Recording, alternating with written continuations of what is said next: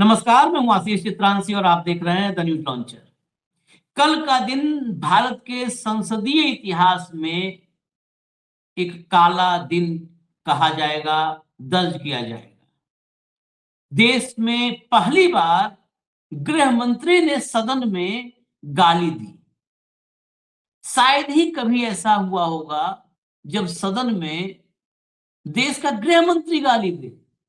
अरे वो जो सांसद भाजपा के रहे हैं, जो उल-जलूल गाली गलौज करते रहे हैं, उनको तो छोड़ दीजिए। चलिए उनको तो फिर भी माफ किया जा सकता है। भाजपा के शीर्षस्थ नेता अमित शाह ने गाली दी। खैर, बात सिर्फ गाली तक नहीं है। चर्चा चुनाव सुधार पर थी। हालांकि अब तो चर्चा भाषा सुधार पर होनी चाहिए, लेकिन चर्चा चुनाव सुधार पर थी। उस चुनाव सुधार की चर्चा में अमित शाह ने जवाब जिस तरीके से दिया, वो पूरे देश ने देखा और सुना। शाह की गाली के बाद राहुल संसद से बाहर निकले। रात हो चुकी थी, लेकिन संसद से बाहर निकलते ही राहुल गांधी ने पूरी पोल खोल दी और शाह का कच्चा चिट्ठा सार्वजनिक रूप से लिख दिया। लिखित में कल बहुत काम हुए हैं, चाहे असहमति हो और चाहे शाह का कच्चा चिट्ठा हो। लिखित में लिख दिया पूरा सार्वजनिक रूप से देश के सामने कि क्या क्या हुआ। अमित शाह शायद 11 साल में ऐसे हालात में कभी नहीं फंसे हों जो कल उनके सामने था। उनकी गाली का सफाई देने के लिए कोई और आ रहा था कि गलती से मुंह से निकल गया। वो ये खुद अपने मुंह से बोलने में शायद उनको हिचक हो रही थी, या क्यों हो रही थी हिचक, ये भी समझने वाली बात है कि बोल देते गलती से मेरे मुंह से निकल गया, क्षमा मांगता हूं। या हो सकता है क्षमा मांगने से छोटे हो जाएं, क्योंकि भाव तो उनमें है ही नहीं है ये वाला कि जो सामान्य हम ही लोग के बीच के आदमी हैं, वो तो ऊपर हो गए हैं राजा। तो राजा को क्षमा मांगने में शायद अपमान महसूस हो रहा होगा। खैर, जब चारों तरफ से फंसे तो आधी रात के करीब साहेब मोदी जी वो मैदान में उतरे बचाने के लिए। कहे बहुत जबरदस्त भाषण दिया अमित शाह ने, बहुत जबरदस्त। आप सोचिए सोचिए कौन किसको बचाने उतर रहा है। मैं तो हालांकि अगर तुलना करूंगा तो मुझे लगता है कि मोदी जी से तो बहुत ही ठीक है भाषा अमित शाह की। फिर भी नरेंद्र मोदी, अगर भाषा के दोनों के भाषा तुलना की जाए सार्वजनिक मंचों से, तो मोदी जी तो अमित शाह से बहुत नीचे गिरे हैं, बहुत बार नीचे गिरे हैं। और वो सर्टिफिकेट देने आए कि बहुत जबरदस्त भाषण दिया। तो लाइए भाऊ को क्या क्या हुआ है सब जरा खोल के रख दे सामने। स्वागत है भाऊ। बहुत सारा मटेरियल है, तो शुरुआत करते हैं। पहले पीयूष गोयल को सुनिए, क्योंकि बहुत ज्यादा खुशी पीयूष गोयल को है। आपके वैसे भी पुराने परिचित हैं, उनको बड़ी खुशी है कल की मोदी अमित शाह ने जबरदस्त जवाब दिया है।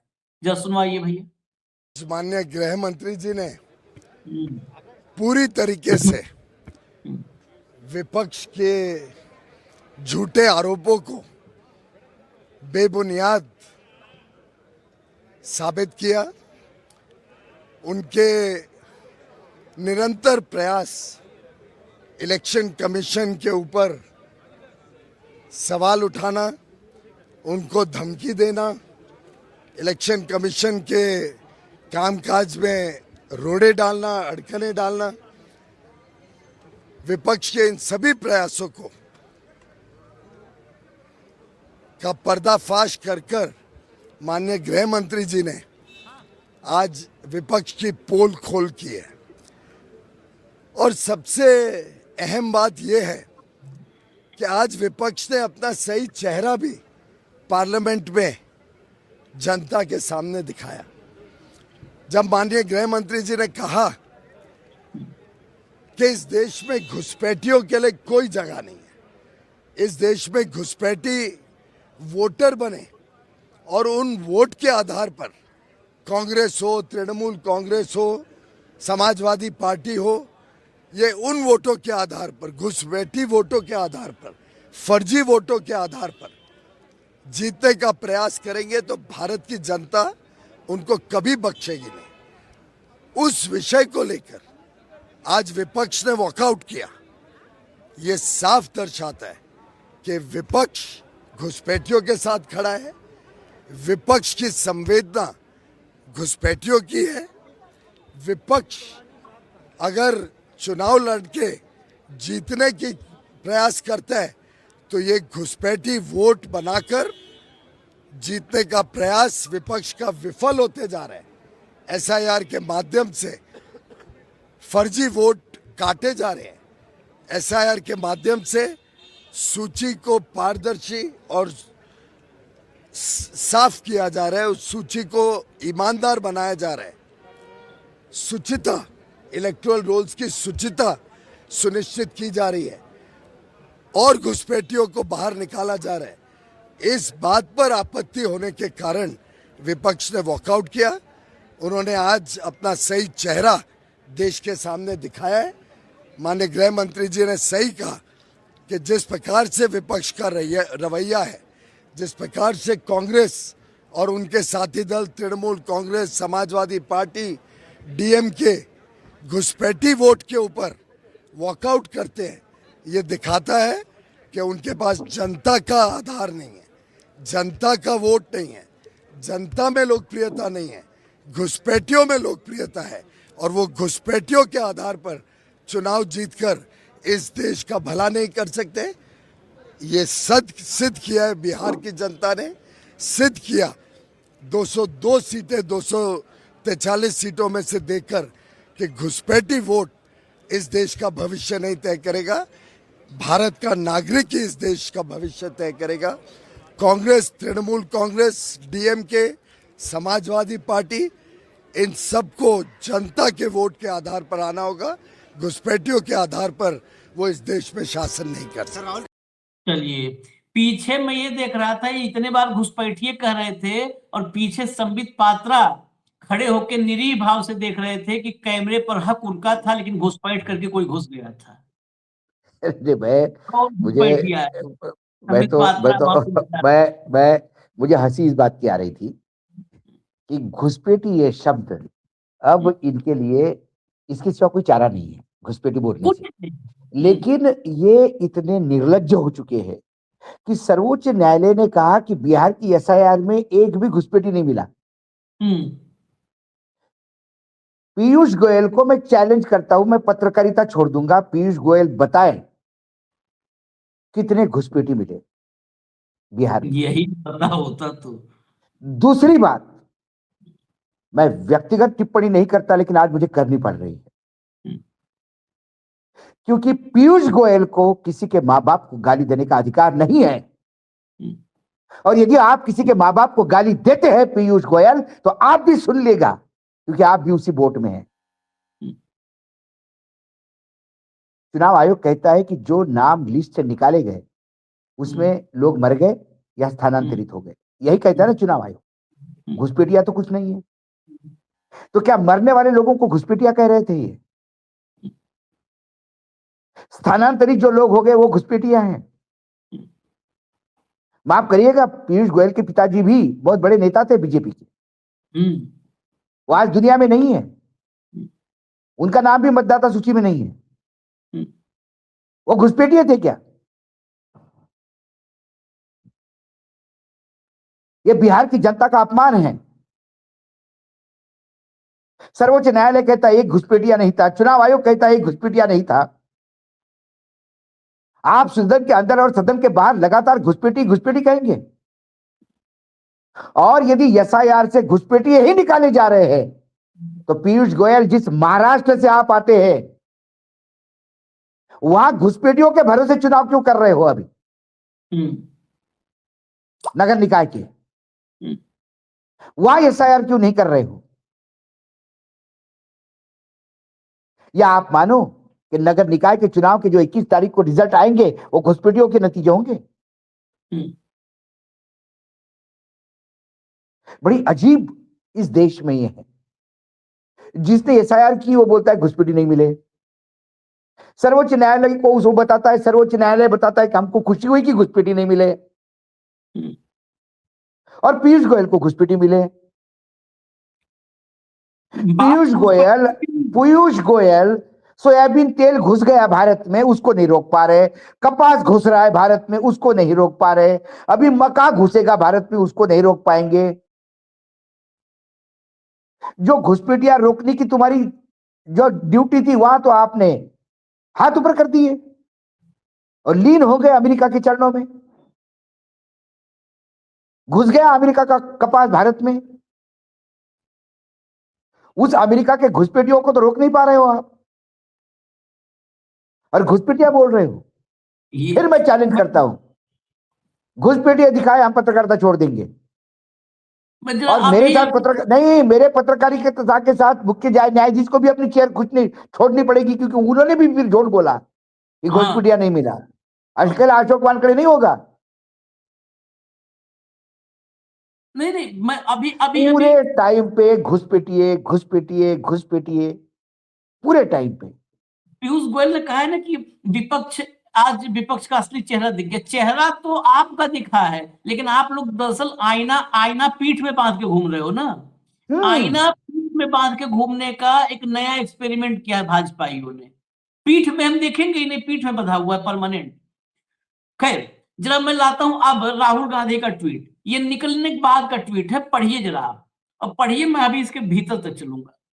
लाओ भैया, देखिए, संसद में गृह मंत्री का वोट चोरी पर जवाब घबराया हुआ डिफेंसिव जवाब है। पॉइंट वाइज देखिए, पॉइंट वाइज है। डिजिटल मशीन रीडेबल पारदर्शी वोटर रोल देने पर एक शब्द नहीं बोले। जो चुनाव सुधार में विपक्ष ने बोला था, उसी पर तो जवाब फाइनल आना चाहिए था। एक शब्द नहीं बोला। लफाजी नहीं आप जैसे, एक शब्द नहीं बोला। ईवीएम के आर्किटेक्चर की अब ट्रांसपेरेंट ऑडिट पर घबराहट। ट्रांसपेरेंट ऑडिट की बात कही थी ईवीएम के आर्किटेक्चर पर, इस पे घबराहट, सन्नाटा था भाषण में। बीजेपी नेताओं और कार्यकर्ताओं के कई राज्यों में वोट रखने और करने पर कोई जवाब नहीं। ये जबकि पकड़ा गया है, कितने हमने दिखाए हैं, पब्लिक डोमेन में है, अखबारों में छपा है। अरे ये उंगली दिखा कि इन्होंने फोटो दिल्ली में फोटो, बिहार में फोटो, यूपी में फोटो, जहां चुनाव होते वहां वोट डालने पहुंच जाते हैं। जिसको राज्यसभा में बिठाए थे, राकेश सिन्हा तक का है। उसके बाद आइए चौथा पॉइंट देखिए, सीजीआई को चयन प्रक्रिया से निकालने पर कोई जवाब नहीं। ईसी को इम्यूनिटी देने पर उठपटांग जवाब। अभी जवाब क्या है वो भी बता देता हूं। सीसीटीवी फुटेज न देने का बहाना भी बहुत हास्यास्पद। ये इतने पॉइंट्स थे जिस पर जवाब चाहिए था, सब गायब। मैं फिर से दोहरा रहा हूं, वोट चोरी सबसे बड़ा देशद्रोह है। आप बताइए पॉइंट वाइज। ऐसे मैं चाहता हूं कि ऐसे ही पीयूष गोयल को भी आना चाहिए पॉइंट वाइज। शुरू किया, उसी में पता ही नहीं चल रहा है। वो एक मीम बहुत बढ़िया इस देश में बना, कहना क्या चाहते हो, पता ही नहीं चलता कहना क्या चाहते हो। दरअसल पता खुद ही नहीं है कि मुझे कहना क्या है। आगे सुनवा दीजिए, राहुल गांधी को सुनवाइए जरा, राहुल को सुनवाइए। सर, अपोजिशन ने वॉकआउट किया है, सर क्या बोलना चाहेंगे? नहीं, आपने होम मिनिस्टर का रिस्पांस देखा, टोटली डिफेंसिव रिस्पांस, और जो हमने पॉइंट्स रखे हैं उसका जवाब नहीं दिया, एक एग्जांपल लेकर बोल रहे हैं, तो it is a completely defensive response. आपने उनका चेहरा तो देखा होगा। वो कह रहे हैं कि वोट चोरी वोट चोरी हो गई थी, 1947 से वोट चोरी शुरू हो गई थी। नहीं, चुनाव आयुक्त की जो प्रक्रिया, देखिए, मैंने दो तीन चीजें कही थी। मैंने कहा था ट्रांसपेरेंट वोटर लिस्ट सबको दीजिए, उसके बारे में एक शब्द नहीं बोला। मैंने कहा कि ईवीएम का आर्किटेक्चर सबको दे दीजिए, उसके बारे में एक शब्द नहीं कहा। मैंने कहा था कि बीजेपी के नेता हरियाणा में और बिहार में वोट दे रहे हैं, उसके बारे में नहीं कहा। मेरे प्रेस कॉन्फ्रेंसेस में सॉलिड प्रूफ है, उसके बारे में कुछ बोला नहीं। ठीक है, सेम सीजीआई को लेकर दिस इलेक्शन कमिश्नर को फुल इम्यूनिटी दी जा रही है, तो मतलब बिल्कुल वॉकआउट क्यों करने की जरूरत पड़ी आप लोगों को? वॉकआउट से वो कह रहे हैं आप लोग डर गए। नहीं, हम कहाँ डरे। अब बता दें, इस पे तो कुछ भी नहीं बोला उसने पॉइंट्स पे। जिस पे बोला सीजीआई को क्यों हटाया, इस पे बोला तो क्या बोला, 73 साल तक चुनाव आयुक्त की नियुक्ति के कोई कानून नहीं था, हमने कानून बनाया। अरे क्या बात हो रही है, 73 साल तक कोई कानून नहीं था, हमने कानून बनाया। नहीं, इसके पहले इसी में मैं बताना चाहूंगा कि कानून बनाने की जरूरत क्यों पड़ी। सर्वोच्च न्यायालय ने ये नई व्यवस्था क्यों दी थी। क्योंकि सर्वोच्च न्यायालय ने यह कहा था कि चुनाव आयोग में नियुक्तियां ट्रांसपेरेंट होना चाहिए, पारदर्शी। हाँ, इस याचिका में पारदर्शी याचिका लगी थी। इस याचिका के जवाब में सर्वोच्च न्यायालय के संविधान पीठ ने एक व्यवस्था दी थी। क्या व्यवस्था दी थी? कि आपके पास कानून नहीं तो हम व्यवस्था देते हैं। व्यवस्था ये थी कि प्रधानमंत्री रहेंगे, लीडर ऑफ अपोजिशन रहेंगे और सर्वोच्च न्यायालय के मुख्य न्यायाधीश रहेंगे। तो एक पक्ष, एक प्रतिपक्ष या विपक्ष और एक न्यूट्रल सर्वोच्च न्यायालय के मुख्य न्यायाधीश। अब इसके बीच में विचार विनिमय होगा और इससे इसका इंपैक्ट पड़ता है। देखिए, सीबीआई का डायरेक्टर नियुक्त करने के लिए भी जहां सर्वोच्च न्यायालय के मुख्य न्यायाधीश है, अस्थाना जी का रोक दिया था ना। अस्थाना जी को ये सीबीआई डायरेक्टर बनाना चाहते थे, रोक दिया था। बाद में वो दिल्ली पुलिस के कमिश्नर बनाए गए। सीजीआई ने रोका था, कहा था ये नहीं चलेगा, इसका रिकॉर्ड देखो क्या है। तो ऐसा ही चाहिए था। तो सबसे पहले आपको ये देखना होगा, दर्शकों को ये जानने की जरूरत है कि न्यायपालिका ने, सर्वोच्च न्यायालय ने ऐसा थोड़ी कि सुबह उठ के ऐसा आ गए, बोले क्या करें, आज कुछ काम नहीं तो चलो आज अपन वो करेंगे। ऐसा नहीं हुआ भाई। एक याचिका आई, ये सरकार लोग ही नियुक्त करते हैं और अपने ही वो बोलते कि ट्रांसपेरेंसी है। ट्रांसपेरेंसी को, पारदर्शिता को रेखांकित करते हुए सर्वोच्च न्यायालय ने एक निर्णय दिया, लेकिन उसमें एक जगह छोड़ी थी उन्होंने कि भाई आपके पास कानून नहीं है तो हम आपको व्यवस्था देते हैं। इनने कहा कि आपने कहा ना कानून नहीं है तो फिर हम कानून लाते हैं। कानून ला के क्या किया आपने? वही व्यवस्था की जो पुरानी थी, जिसको लेके सर्वोच्च न्यायालय नाराज हुआ था। ये सर्वोच्च न्यायालय की, और मैं बोल रहा हूं बहुत बड़ी गलती है कि इस कानून के खिलाफ जब याचिका जाती है तो सर्वोच्च न्यायालय चलो अपना आराम से जैसे मुकदमे चलते वैसे चल रहा है। अब तक कुछ नहीं हुआ। सर्वोच्च न्यायालय सिर्फ एक जगह बहुत जल्दी एक्टिव होता है, जब कानून बना कि सर्वोच्च न्यायालय में मुख्य न्यायाधीशों की नियुक्ति कैसी होगी, सर्वोच्च न्यायालय ने तुरंत उसको कानून को रद्द करके कोलेजियम सिस्टम चालू कर दिया। जब सर्वोच्च न्यायालय पे आता है तो तुरंत एक्शन ली जाती है, फटाक से।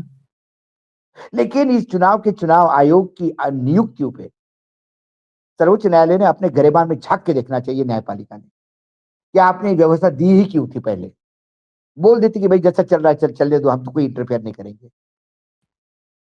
आपने ट्रांसपेरेंसी नहीं इसलिए की थी तो क्या अब ट्रांसपेरेंसी है? सवाल यह है।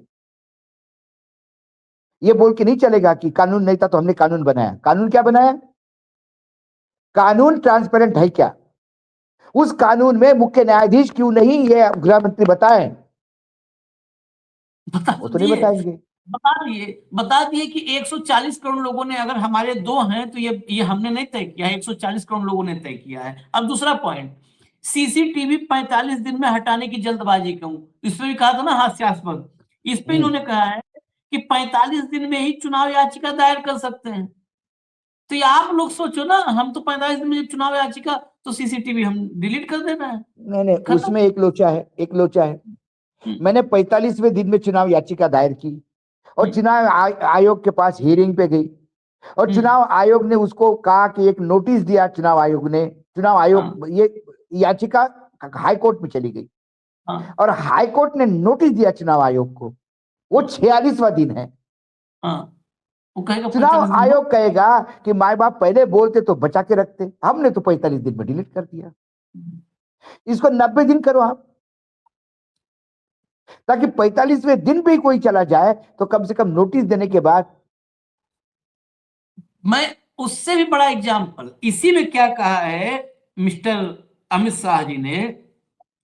शाह ने कहा कि प्रेस कॉन्फ्रेंस से नहीं, कोर्ट में जाने से सीसीटीवी मिलेगी।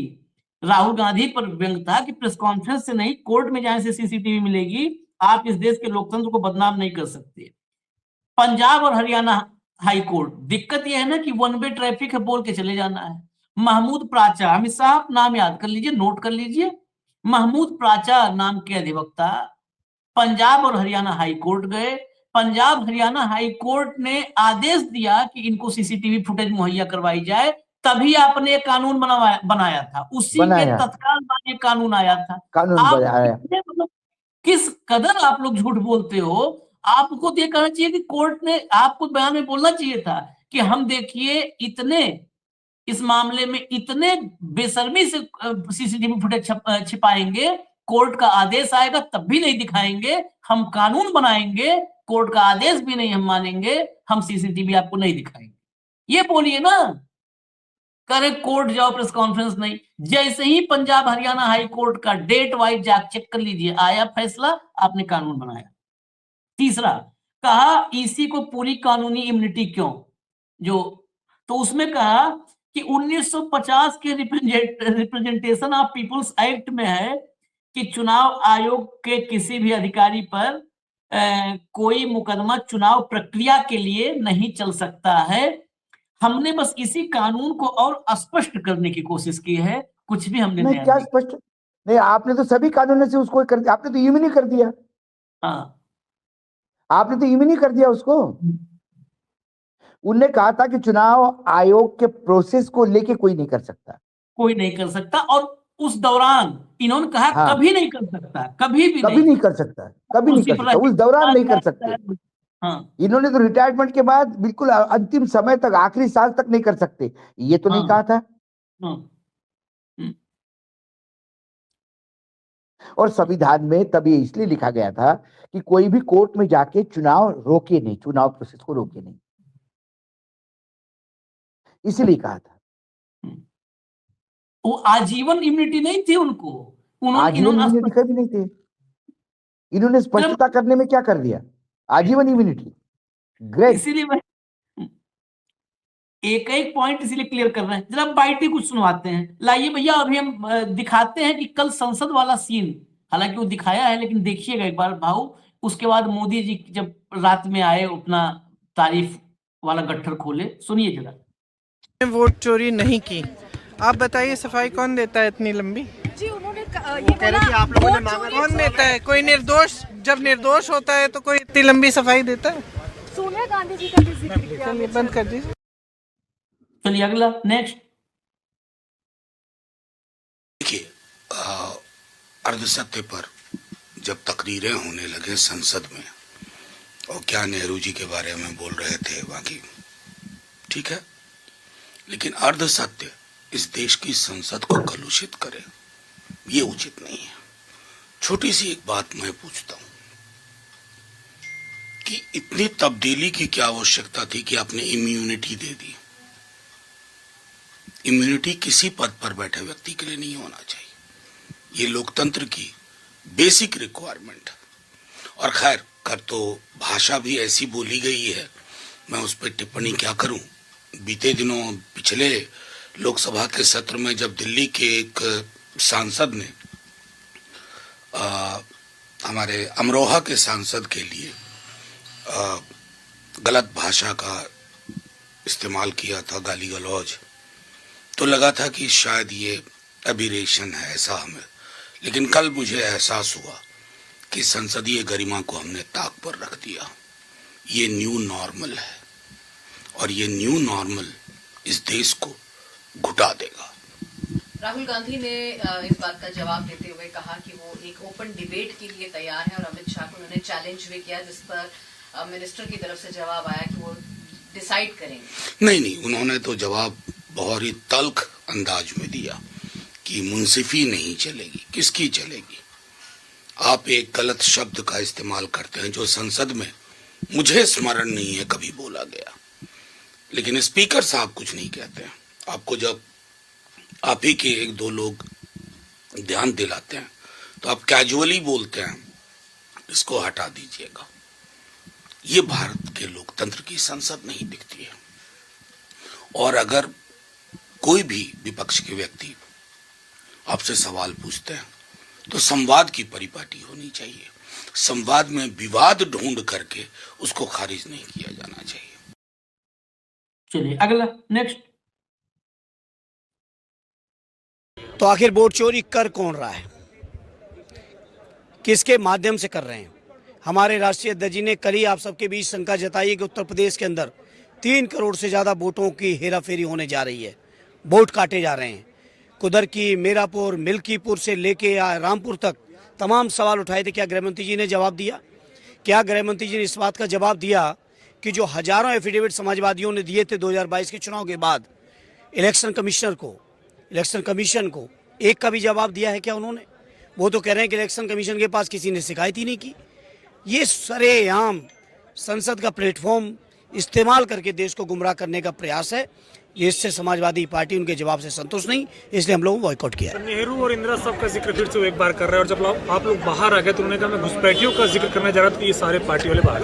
वो 11 साल के उनके शासन में बताएं कितने घुसपैठिए उन्होंने निकाले हैं, क्यों नहीं बताते इस बात का? इसका सवाल का जवाब आप लोग भी नहीं पूछते उनसे।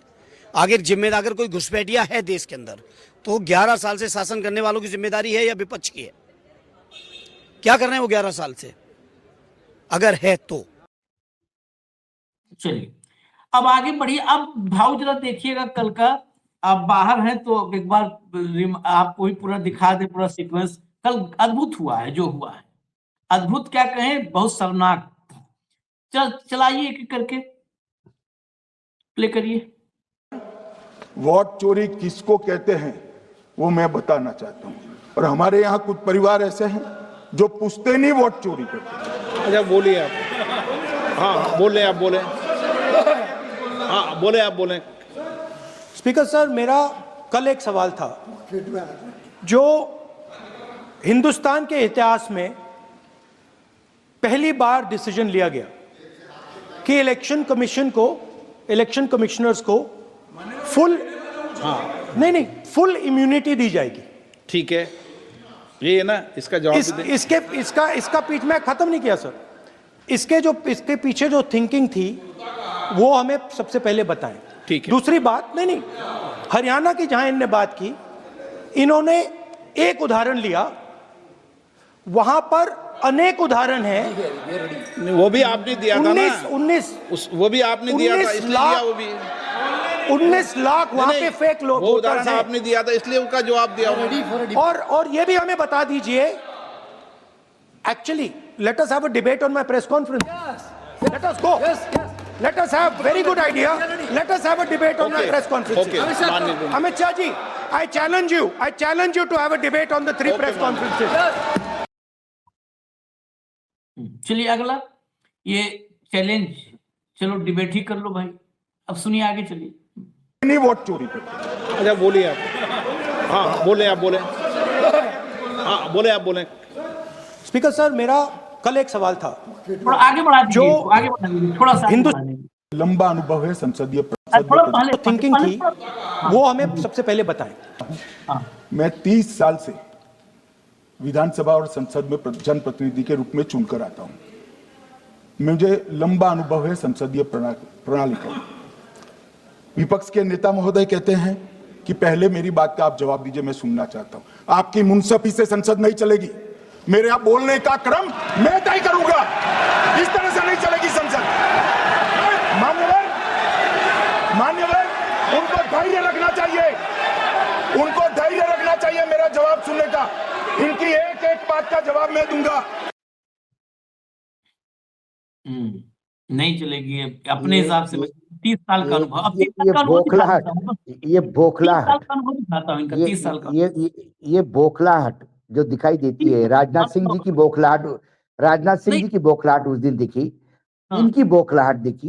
ये बोखलाहट तब होते हैं जब आपके पास सब्सटेंस नहीं होता, सवालों के जवाब नहीं होते। 30 साल का अनुभव तो देखिए अभी इनका। भैया अगली क्लिप लाओ, तो अगली क्लिप लाओ, उसके बाद फिर श्रीवाणी सुनाओ।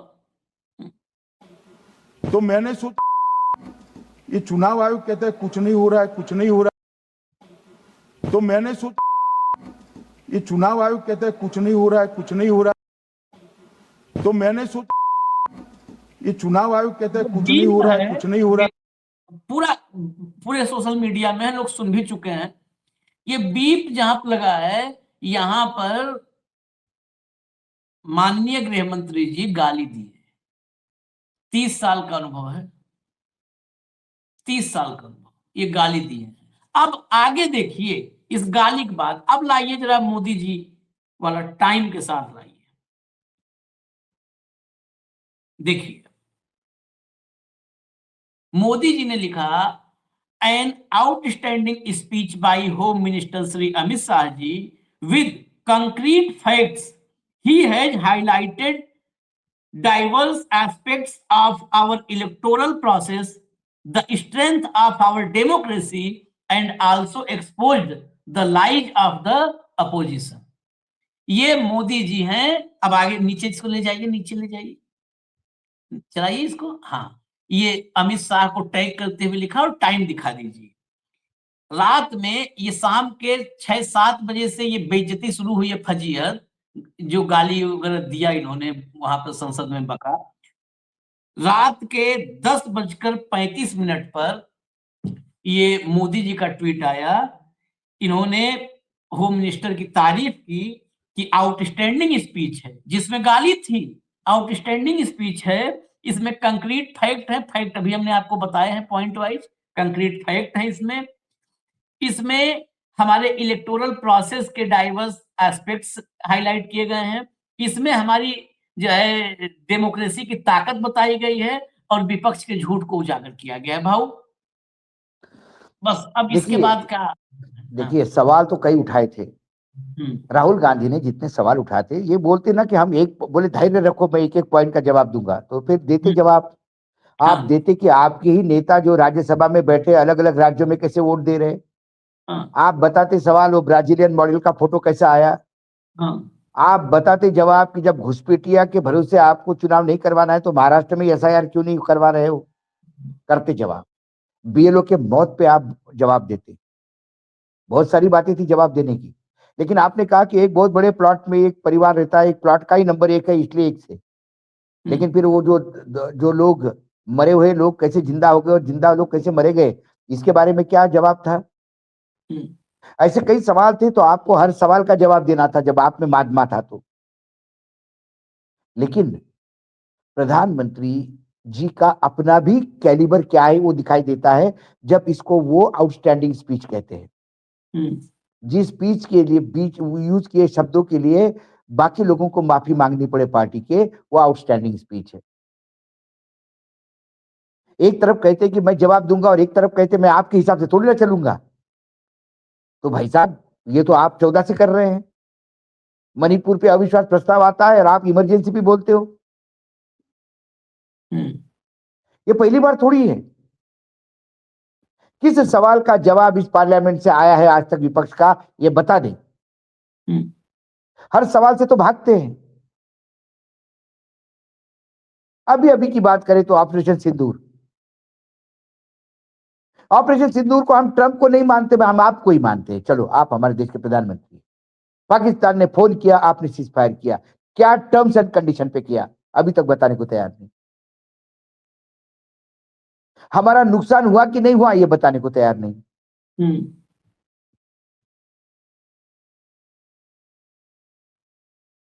तो आप फिर किस बात का जवाब देंगे। घुसपैठिया कितने हो गए यही बता दीजिए। बहुत घुसपैठी कर रहे हैं ना।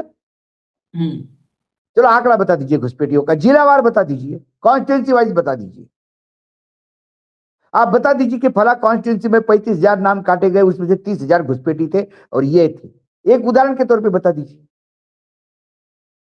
कम से कम सर्वोच्च न्यायालय को तो भी समझ में आना चाहिए ना कि उनके पास भी जानकारी नहीं होती और बोल देते हैं।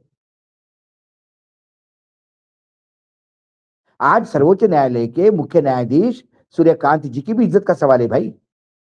देश की सबसे बड़ी पंचायत जहां कानून बनते हैं वहां बोला गया घुसपैठी। किस आधार पे मुख्य न्यायाधीश ने कहा कि घुसपैठी थे ही नहीं बिहार में। सवाल है ये।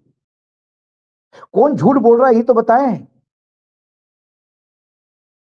आप बता दें, हम आपको मानेंगे। आप बताइए कि मुख्य न्यायाधीश झूठ बोल रहे हैं, बोल दीजिए, हम वो भी मानेंगे। बोल तो दीजिए। सुप्रीम कोर्ट में मुख्य न्यायाधीश ठीक बोल रहे, चुनाव आयोग का रिप्लाई आता है तो वो ठीक है, हम जो बोल रहे हैं वो भी ठीक है। तो भाई इतनी सारी चीजें गलत तो ठीक नहीं हो सकती। कुछ तो बताना पड़ेगा। कहीं तो एक लाइन पे आ जाओ तीनों मिलके, ताकि 145 करोड़ की जनता देखें। पूरे देश में 145 करोड़ की जनता ने आपको नहीं अधिकार दिया। बैसाखियों पे हो आप। 305 से आप 240 पे आए हो जुगाड़ से, एडीआर की बात माने तो, और दुबे की बात माने तो 150 पे ही। तो मोदी जी की वजह से आए 240 भी। विकास विकास थोड़ी कोई देखता है, निशिकांत दुबे नहीं कहा।